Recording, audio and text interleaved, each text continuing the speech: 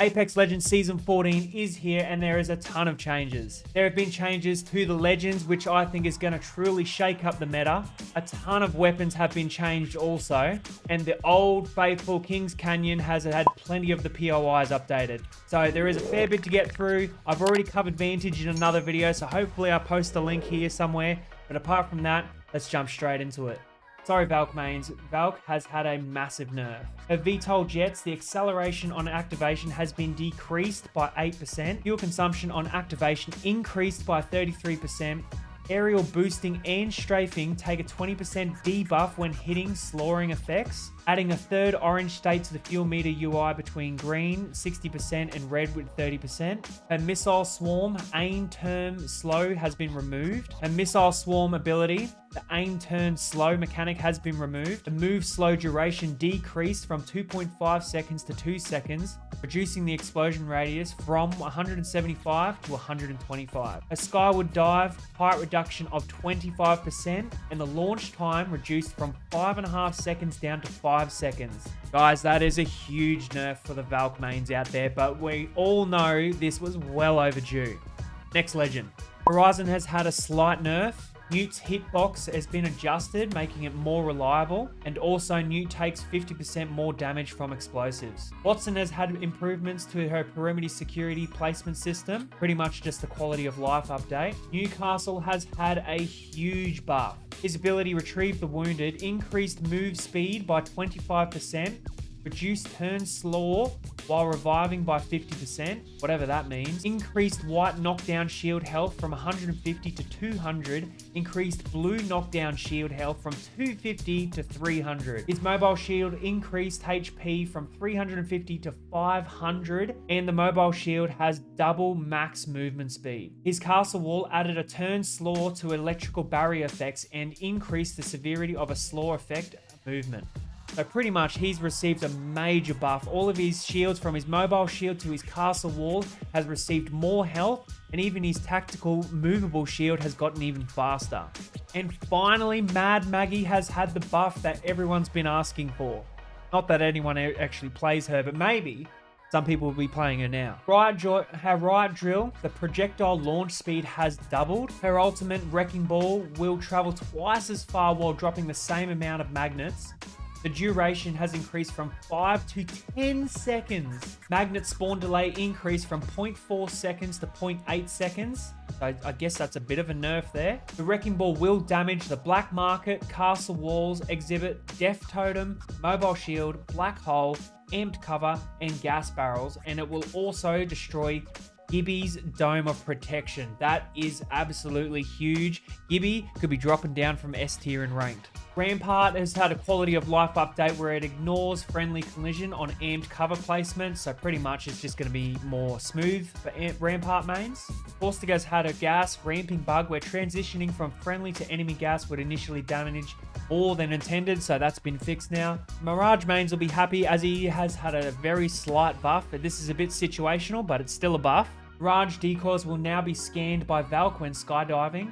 Also, they'll be picked up by Seer's Heartseeker, and a couple of bug fixes where his decoys were picked up by Seer's Exhibit as AI and not players. Revenant's Death Totem will now show a placement preview when activated instead of placing it immediately. We now have a crafting update, so team use harvesters. When any player interacts with materials or harvester, all players in their team will be given the materials. Shatter rounds have been removed. Hammer points have been removed. Heavy, energy, and sniper mags price increased to 35 from 25. Stock and barrel price reduced from 25 to 35.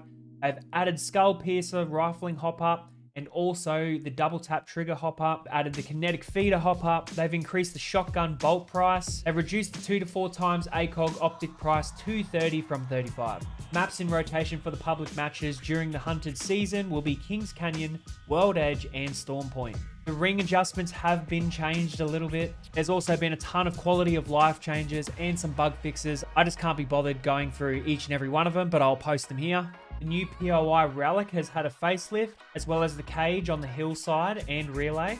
Also, the hillside POI near containment has had a facelift. They've added more zip lines over the ravine. General color throughout the map has changed also. And this one's kind of annoying. The major issue that everyone's been asking for is the ranked matchmaking, which they seem to have not addressed. However, they've made a few changes. Entry cost is +5 to all. Kill RP has been adjusted by remove diminishing returns on eliminations. And the rank reset has had no change, resuming all ranked reset of 6 divisions. So balance updates, we obviously have the new laser sight, which is the new attachment to replace the barrels for SMGs and pistols, which is reduced hit fire spread. Keep in mind, if you have this on, you cannot have a barrel stabilizer on. The G7 Scout returns to the floor.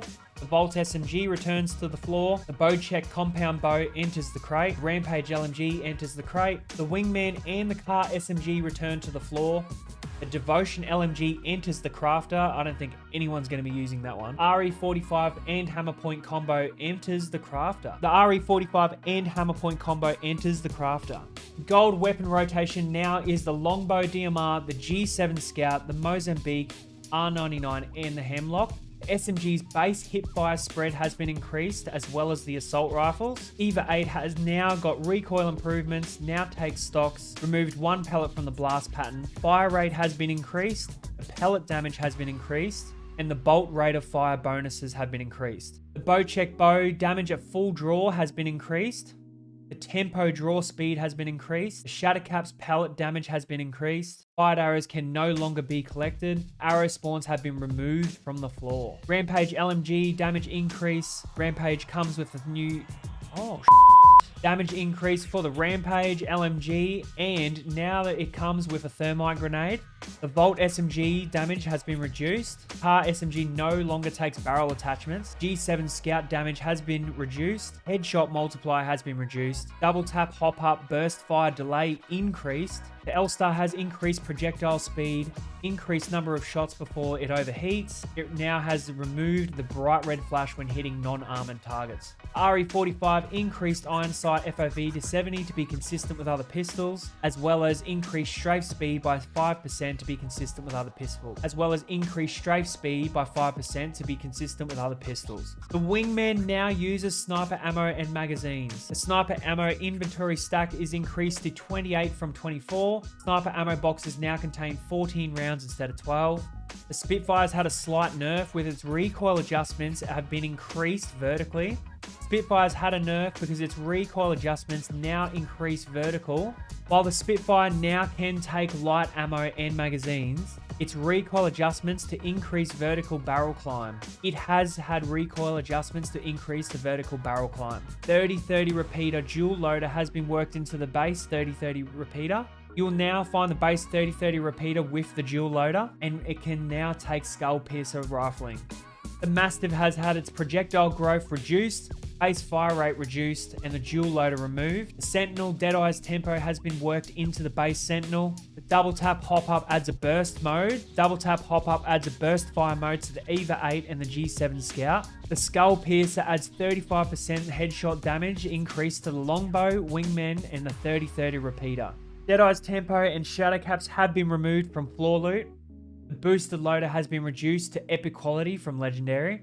The backpack gold perk now has a new perk called Deep Pockets, where you can hold up to batteries and med kits in a 3 stack in the inventory now, and Phoenix kits you can stack 2. The gold knockdown shield now has the previous backpack perk, which is Guardian Angel, and self-revive has been removed from the game. Arcstar has reduced damage to armor to 10 from 40. However, the detonation damage has been increased to 75 from 70. Explosive holds added a blue attachments to possible spawns. They've also added laser sights, and they have reduced the spawn rate of gold magazines. There you have it, guys. Just a quick brush through all the weapons, map changes, and legend changes. I think this is going to be an awesome season. Everything is shaken up. Everything's on the floor. And who knows what the meta will be. I'm telling you right now, I think Newcastle and Mad Maggie, the 30-30 repeater, and possibly the Wingman could be meta. We'll have to wait and see. Tell me what you think in the comments down below. Until next time, peace.